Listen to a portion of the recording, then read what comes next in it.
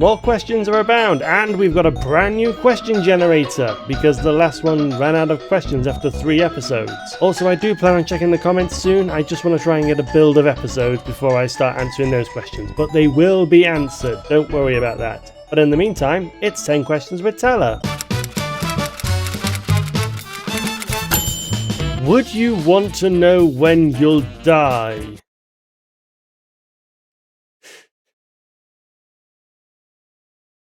Right, we're setting the tone. Just, yep, no, death, agony, and all of that. Great, absolutely fantastic. Would you want to know when you'll die? No, actually.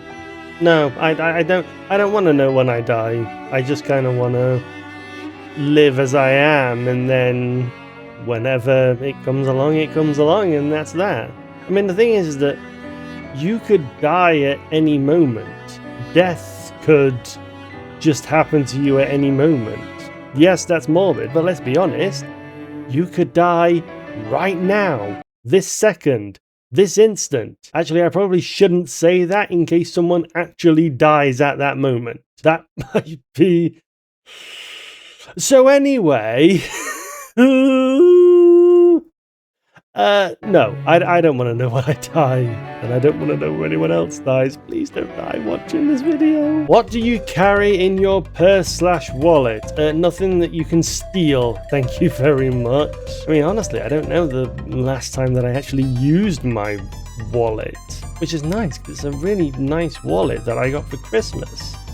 But like with, you know, being able to pay with my phone, it's like, what's the point of a wallet? I don't carry cash around with me because, well, cash sort of died for me during the COVID era. I was one of the shielded. I wasn't allowed to go outside. So, like, what was the point of me having cash? Everything was just an online transaction for me. I mean, probably the useful thing that I carry in my wallet is my driving license, because I use that as ID. I haven't driven in God knows how many years, but, you know, if I need ID, I've got it there. I used to carry a grooming, it was a Swiss Army knife, but as a credit card, which used to be in my wallet, and I got rid of it because it got picked up as a pair of scissors when I went through an airport, and they picked it up at security. So I had to get rid of it basically. So no idea where that's gone.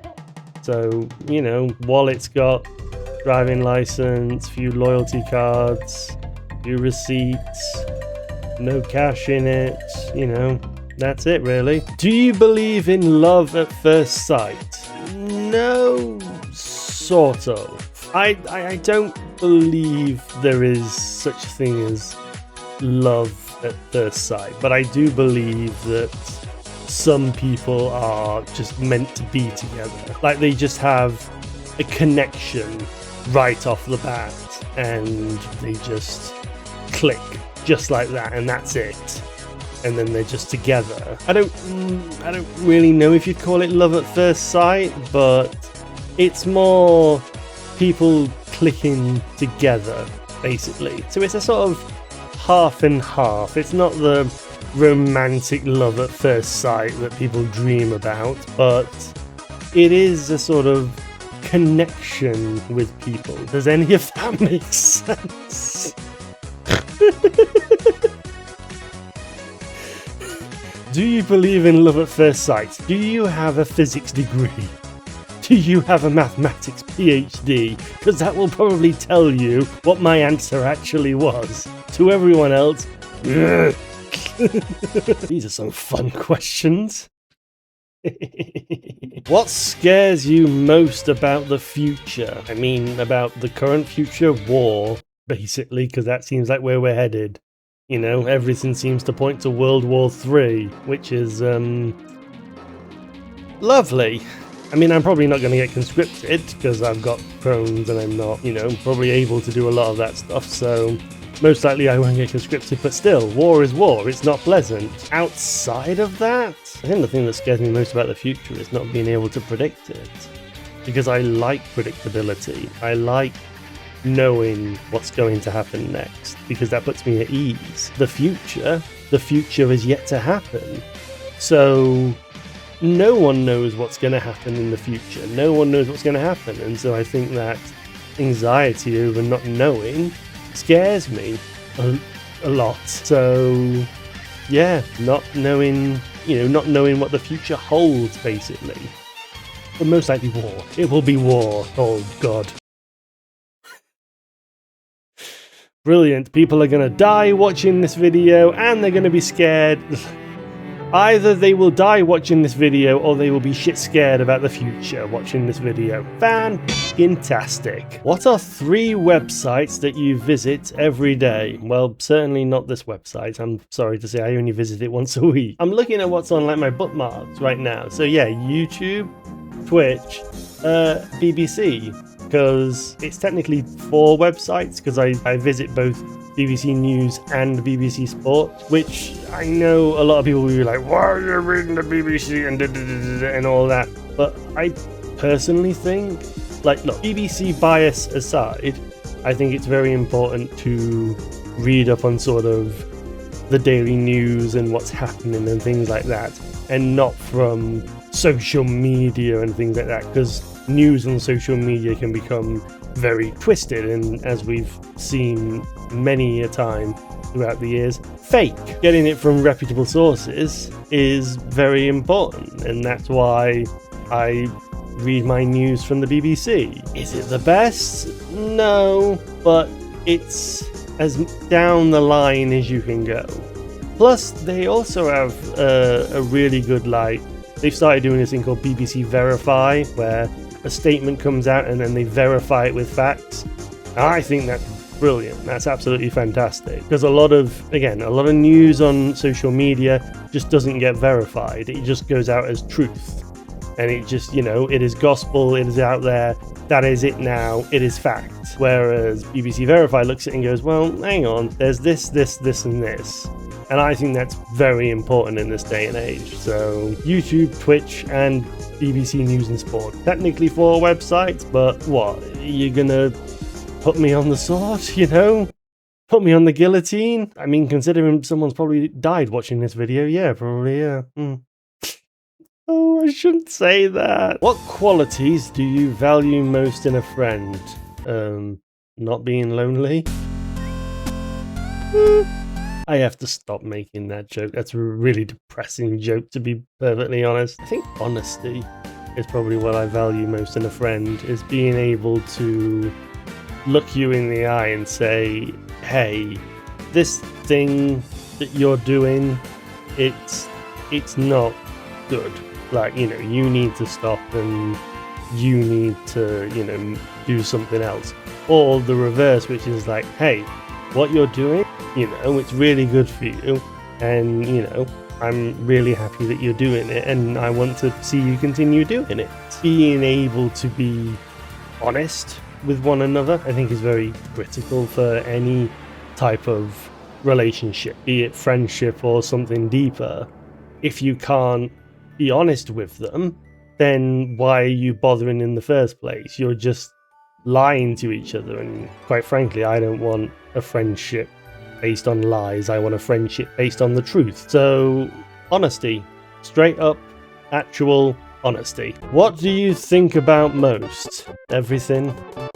And I mean, that's not a joke. My mind just flies around all over the place. So it's like, I'll think about this, and then I'll think about that, and then I'll think about this, and think about that, and think about everything, and and it just flies and flies and flies and flies. Yeah, that's probably ADHD, but I'm on a waiting list, which, when I checked, it was a 3-year waiting list, and now it's probably a lot longer than 3 years, to be honest. So who knows if I'll ever get it checked out. It's, and before you can say, well, you can go private, yeah, one problem: money. Can't afford it.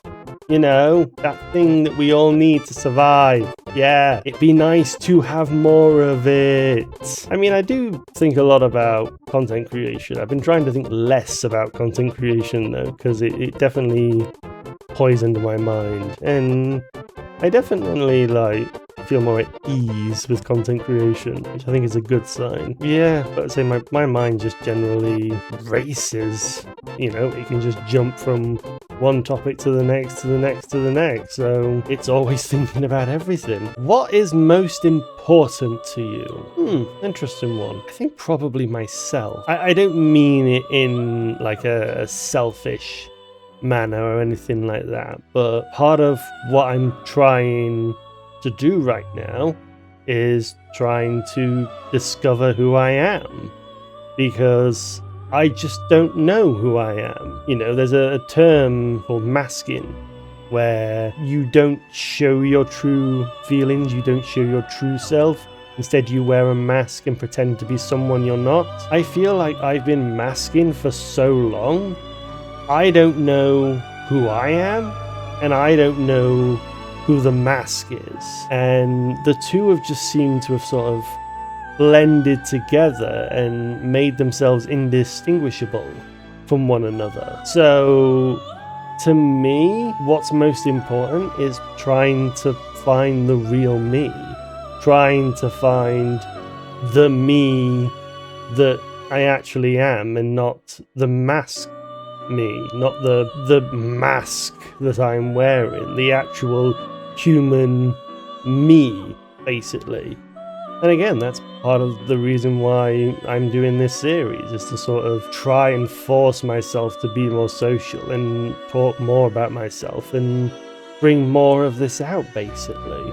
So yeah, I'd probably say me in a non-selfish way. What is the last thing you do before you go to sleep? I'm bad at this, I check my phone. I know, I shouldn't. It's a terrible thing to check your phone before you go to sleep, but it is, unfortunately. It's just like, you know, check up on social media and make sure that everything's up to date, and then put it down, set it. I do set my alarm on my phone. That is one thing.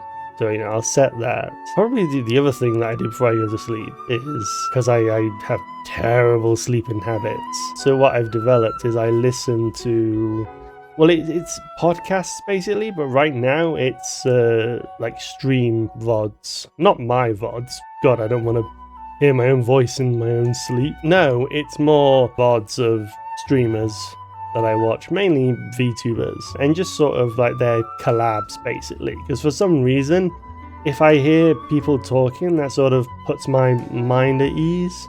So I have a speaker specifically for that, so I'll connect my MP3 player with my speaker, get the VOD up and going, and then just set it off so I can just listen to it as I sleep. So they're the last things that I do before I sleep. Terrible, I know. I should be doing something else, but this is the life that I live.